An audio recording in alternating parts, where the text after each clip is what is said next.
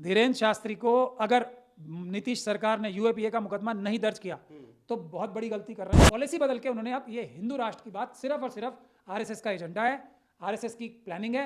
जो लोग हिंदू राष्ट्र की बात करते हैं वो आईएसआई, पाकिस्तान और चाइना के साथ मिलकर भारत के टुकड़े टुकड़े कराना चाहते हैं, भारत का संविधान खत्म करना चाहते हैं और मनुस्मृति लागू करना चाहते हैं। और इनके खिलाफ यूएपीए का मुकदमा दर्ज करना चाहिए बिहार की सरकार को। जो भी व्यक्ति हिंदू राष्ट्र की बात करता है, भारत के संविधान को खत्म करके सनातन धर्म यानी कि मनुस्मृति लागू करने की बात करता है, वो आतंकवादी है। बिहार में बागेश्वर धाम सरकार का दरबार लगा है और दरबारियों में तमाम भक्तों की भीड़ के साथ साथ भारतीय जनता पार्टी के नेता, यहां तक कि केंद्रीय मंत्री भी शामिल हुए हैं और आरती उतारी गई है। आपको भूलना नहीं चाहिए कि ये वही बागेश्वर धाम वाले बाबा हैं जो कि हिंदू राष्ट्र की मांग करते हैं, हिंदू राष्ट्र के पक्षधर हैं और अंतिम सांस तक इस लड़ाई को लड़ने के लिए तैयार हैं।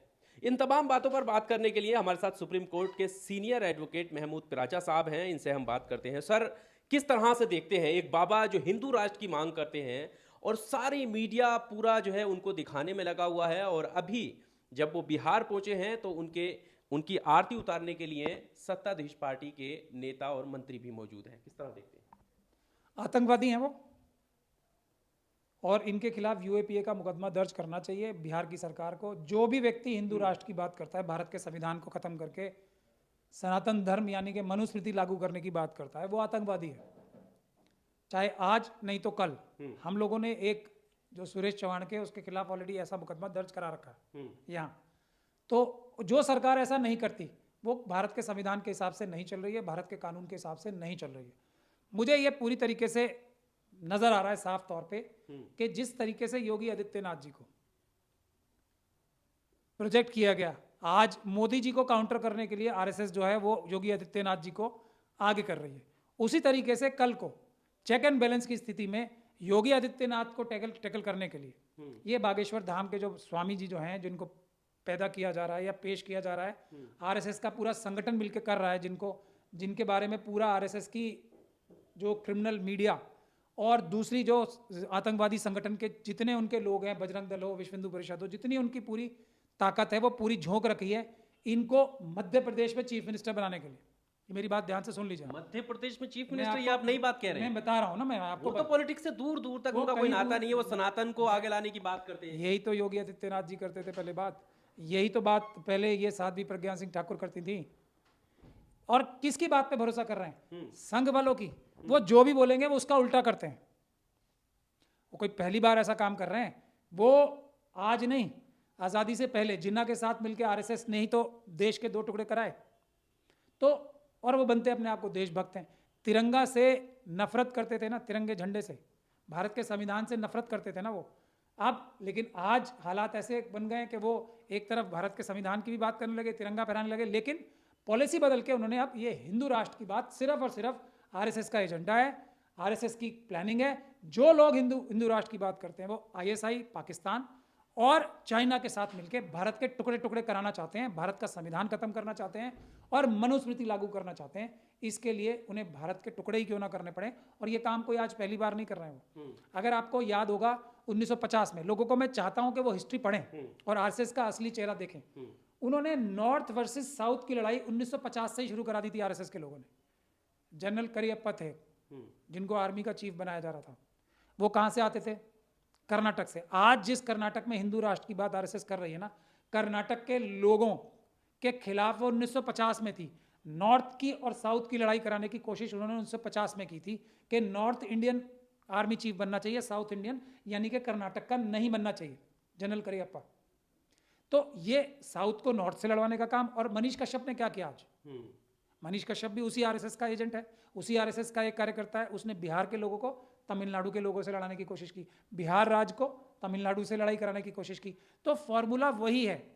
हिंदू राष्ट्र का फॉर्मूला तब से था जब से जिन्ना से मिलकर आरएसएस ने पाकिस्तान बनवाया, और आज भी वही है। किसी भी तरीके से देश के टुकड़े हों, बाबा साहब डॉक्टर भीमराव अम्बेडकर और उनके मुट्ठीभर साथियों ने जो देश को एक किया, मजबूत किया और एक रखा इस संविधान ने, उस संविधान की धज्जियां उड़ा रही है ये आरएसएस, क्योंकि वो देश तोड़ना चाहता है। पर सर, एक सवाल यहाँ पर ये खड़ा हो जाता है कि अगर बिहार के अंदर कोई बाबा ये बात करता है कि अगर इस देश में रहना होगा तो सबको अब जय श्री राम कहना होगा, और ऐसे में जो प्रशासन, वहां पर तो दूसरी सरकारें हैं, तो क्या पुलिस की मौजूदगी में गैर संवैधानिक नारे लगाना, फिर उन पर तुरंत कार्रवाई वहां पर क्यों नहीं होती? वहां पर तो रोक लगाई जा सकती है ना।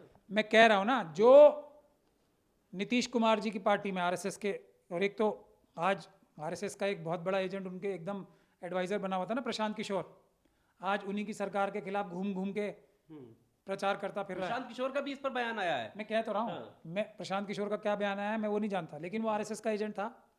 आरएसएस ने उसे प्लांट कराया नीतीश कुमार जी पे, नीतीश कुमार जी को उसने दिन रात अंदर घुस के कमजोर किया। आज खुल के जब नीतीश कुमार जी ने उसको लात मार के निकाल दिया, तो आज खुल के उनके खिलाफ बोल रहा है। तो उसी तरीके के एजेंट, और एक मुस्लिम ऑफिसर है जो आरएसएस का एजेंट है उनके चारों तरफ, क्या नाम है उसका, आमिर सुबहानी, वो आरएसएस का एजेंट है। मैं यहाँ पे खड़े होकर इस इंफॉर्मेशन को नीतीश कुमार जी को दे रहा हूँ। तो वो जो बिहार शरीफ में जो हमले कराए थे आरएसएस ने, बजरंग दल ने, आमिर सुबहानी ने उन लोगों के खिलाफ आतंकवाद का मुकदमा दर्ज नहीं होने दिया। तो ये सब साजिश इतने गहरे लेवल पे होती है। नीतीश कुमार जी को और तेजस्वी यादव साहब को अपने पिताजी से, लालू यादव जी से सलाह ले लेनी चाहिए थोड़ी। वो एक ऐसे व्यक्ति हैं जो आरएसएस को टैकल करना जानते हैं। उन्होंने ही अडवाणी जी का रथ रोका था, जो उसकी वजह से 10 साल तक आरएसएस का एजेंडा जो है वो शिथिल पड़ा। नहीं तो बीजेपी, लालू यादव जी अगर रथ यात्रा ना रोकते उस समय, तो बीजेपी बहुत पहले इतनी 300 से ज्यादा सीटें ला चुकी होती देश में। पर अभी तो जो पीके की आपने बात की, प्रशांत किशोर साहब की, उन्होंने कहा है कि पहले जो पार्टी श्री राम का नाम लेती थी, आज वो बागेश्वर धाम का नाम ले रही है, तो उससे अंदाजा लगाया जा सकता है कि पार्टी का स्तर क्या रह गया है। मैं आपको क्या बोल रहा हूँ, पार्टी का स्तर ना स्तर, जो इस बारे में बात करेगा, इसके अलावा जो मैं बोल रहा हूँ, जो भी हिंदू राष्ट्र की बात कर चुका, एक बार भी कर चुका, चाहे वो आरएसएस का एजेंट है, वो पाकिस्तान और चाइना का एजेंट है, उसके खिलाफ यूएपीए का यानी कि आतंकवाद का मुकदमा दर्ज होना चाहिए। इसके अलावा कोई बात ही नहीं करनी चाहिए।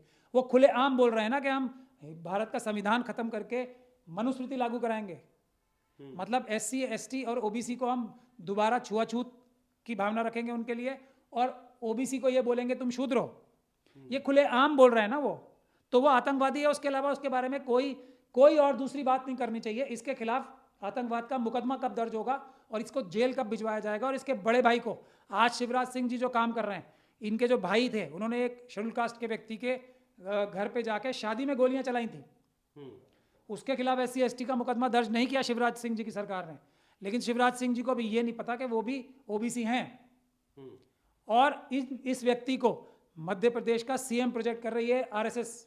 इस बात को मैं बता रहा हूं, इस बात को देखिए। और योगी जी को टैकल करने के लिए, जैसे एक के ऊपर एक रखते हैं ना, check and balance, Yogi ji को कमजोर करने के लिए ये जो आर्टिफिशियली इनका जो ऑरा बनाया जा रहा है, सब आरएसएस करा रही है। पर सर, आप तो एक नई बात आपने कह दी कि वो सीएम की बात मध्य प्रदेश में, यहां पर लोग सिर्फ इसलिए आरोप लगाए थे कि 24 की तैयारी चल रही है, कि बिहार में जो गठबंधन हुआ है उसका कोई जवाब भारतीय जनता पार्टी के पास है नहीं, इसलिए जो है वो धीरेन्द्र शास्त्री का सहारा लिया जा रहा है। मैं आपको क्या बोल रहा हूं, धीरेन्द्र शास्त्री को अगर नीतीश सरकार ने यूएपीए का मुकदमा नहीं दर्ज किया तो बहुत बड़ी गलती है। वो ये उतनी ही बड़ी गलती है जितनी बजरंग दल, मैंने जाके वहाँ प्रेस कॉन्फ्रेंस की थी, उसके बाद एक बजरंग दल के कार्यकर्ता को अरेस्ट किया गया है बिहार शरीफ के जो हमले कराए थे उन्होंने।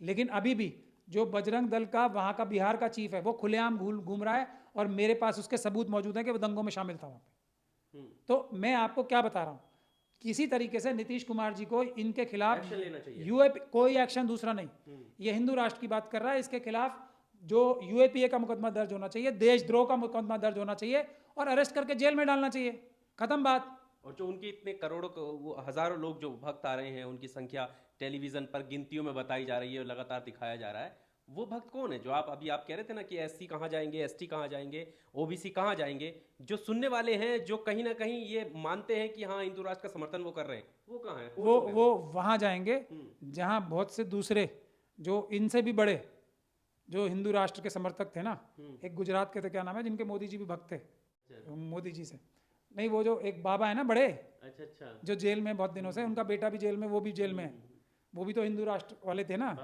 बापू आशाराम बापू। तो उनके समर्थक आज कहाँ गए? इनसे ज्यादा समर्थक थे ना उनके। तो जैसे ही यूएपीए का मुकदमा दर्ज होगा शास्त्री साहब के ऊपर, वैसे ही फुर हो जाएंगे सारे, जो क्योंकि वो कार्डर्स ही तो हैं इनके, ये ऑरा बनाते हैं ना जबरदस्ती। उनके समर्थकों में कोई आम इंसान नहीं है, ये भी आप सोच लीजिए। मैं क्या कह रहा हूँ, बापू के समर्थकों में तो खुद मोदी जी थे, चीफ मिनिस्टर होने के बाद वहाँ बैठ के उनकी उनके नारे लगा रहे थे, उनसे बड़ा तो कोई नहीं है ना इस वक्त। आरएसएस का जो सबसे बड़ा चेहरा है वो बापूजी के भक्त थे। आज बापूजी जेल में सड़ रहे हैं तो मोदी जी कहाँ हैं? आ रहे हैं उनके लिए बोलने के लिए कुछ? तो इसी प्रकार से सारे के सारे जितने भी समर्थक हैं ना, जैसे ये जेल में पधारेंगे वैसे ही वो अपने अपने घर पधार जाएंगे सारे, क्योंकि उसमें से 90% तो वही लोग होते हैं जिन्हें आरएसएस के कार्डर्स होते हैं। वो एक और क्या वजह क्या है जो आप खुल के डिमांड कर रहे हैं कि ऐसा होना चाहिए, जरूरी है, तो फिर हो क्यों नहीं रहा है? उसके पीछे वजह क्या है? वजह यही है कि आमिर सुबहानी का तो एक का नाम बता ही दिया मैंने, प्रशांत किशोर का दूसरे का नाम बता दिया। ऐसे लोग जो नीतीश कुमार जी हैं उनको गलत सलाह देते हैं कि ये बड़े आदमी हैं, ये इतने बड़े आदमी हैं, इससे हमें कोई नेगेटिव इफेक्ट, कुछ वोट कम हो जाएंगे। वोट कम नहीं होंगे, बढ़ेंगे। गलत दी जा रही है। नीतीश कुमार जी का डायरेक्ट नुकसान हो रहा है। जो बिहार शरीफ में दंगा हुआ वो नीतीश कुमार जी को कमजोर करने के लिए हुआ। कोई स्ट्रांग एक्शन बजरंग दल के खिलाफ उन्होंने नहीं लिया, थोड़ा सा लिया था, उसी लिए देखो कैसे भाग गए सब वहां से। नहीं तो बिहार की आग, बिहार शरीफ की आग सब जगह फैलाते बजरंग दल। थोड़ा सा बजरंग दल के खिलाफ मेरी प्रेस कॉन्फ्रेंस के बाद एक्शन लिया तो सब भाग गए ना ये डरपोक लोग।